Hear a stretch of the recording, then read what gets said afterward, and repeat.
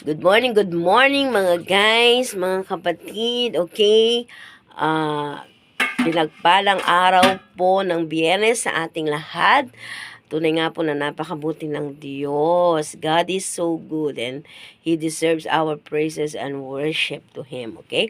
So, ngayon po, for today's vlog, okay, kami po ay maagang namalengke ng aking asawa kanina. So, magluluto po tayo ngayon ng sinigang na bangus. Okay. So, dito po ako ngayon sa aking kusina. Ayan, pasilip lang po. Ayan po talaga yung aking kusina. Ayan po, oh.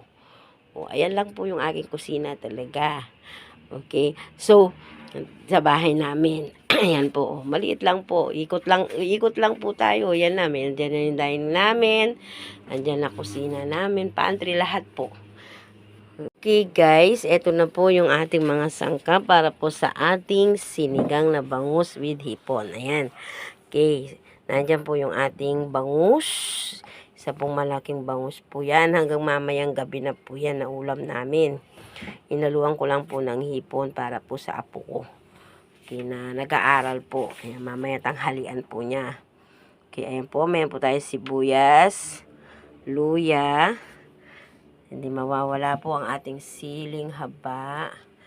Okay guys, wala po akong nabiling pusong saging. Nakalimutan ko, may saging po kami dito na hindi pa hinog. Yung iba, ayan po. Yan na lang po nga halo ko. Pampakulay lang po sa sabaw, puti. At ito po yung aking paboritong mustasa. Okay, at nakalimutan ko rin po yung sampalok. Kaya ito na lang po ang gagamitin ko, nor sinigang sa sampalok. Okay guys, so magluluto na po tayo ngayon. Guys, ito na po. Nagpakulo na po ako ng tubig sa ating kaserola. Okay, ito po. Ilalagay na po natin ang sibuyas. Yan. Dalawang maliit po na sibuyas yan. Pampasarap. At saka po, luya.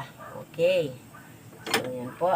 Maglalagay na rin po tayo ng patis. Where's my patis? Ayan. So, ang nilalagay ko po is patis. Hindi po siya asin.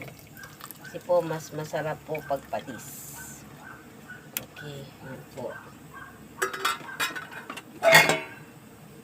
Okay. Pakukuluin lang po natin yan. Pag kumulo na po siyang kumulo, ihalo na po natin ang ating bangus at hipon. Guys. Guys, ayan na po. Kumukulo na po ang ating water with onion at saka po ginger. Okay, at ngayon ihahalo na po natin ang ating nor sinigang mix. Ayan. Okay. So, at atin pong hahaluin. Ayan. So, kumukulo na po siya.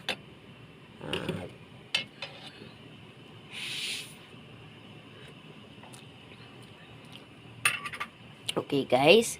At ngayon po, ihalo na po natin ang ating mga bangus. Ayan.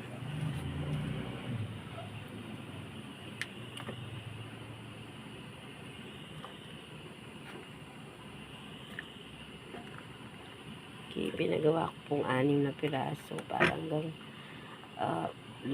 breakfast, lunch, and dinner na po namin yan. Okay, yan po. Yan. So, tatakpan po natin uli. Pakuluin lang po natin ng konti. Guys, kumukulo na po ang ating inilagay na bangus. Ayan po guys, oh. Ayan, okay. Hilagay na po natin ang mga hipon. Okay, ganun din po yung mga saging. Ayan. Lagay-lagay na lang po. Ayan, simple lang po ang ating sinigang. Okay. At ilagay na rin po natin ang ating mga sili. Pak! Ayan, oh guys, oh. Ayan. So, pakuluin po natin yan hanggang sa lumambot po yung mga saging. Okay, guys. Ayan po, guys. Kumukulo na ang ating pong sinigang. Oh, ayan, oh. Okay. Ayan, oh. Ayan, guys, oh. Ayan po ang ating sinigang na bangus na may hipon. Sarap. Ilagay na po natin yung ating mustaza. Ayan po. Kasi favorite ko po ito na inahalo sa sinigang. Kaya sa kangkong kasi ano po ito, fiber. Fiber. Ayan po guys, oh.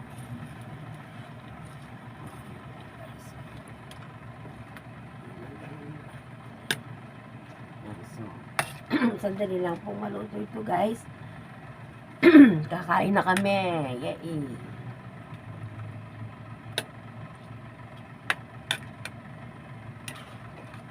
Okay. So, pagkakulo nito guys, yun na yun guys. Lanta ka na guys.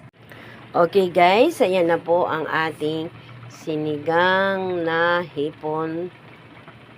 Bangus na may hipon. Ayan po guys. So, patayin na po natin ang ating apoy. At ito po ay atin ng isi-serve. Ayan po. Thank you guys for watching. God bless us all.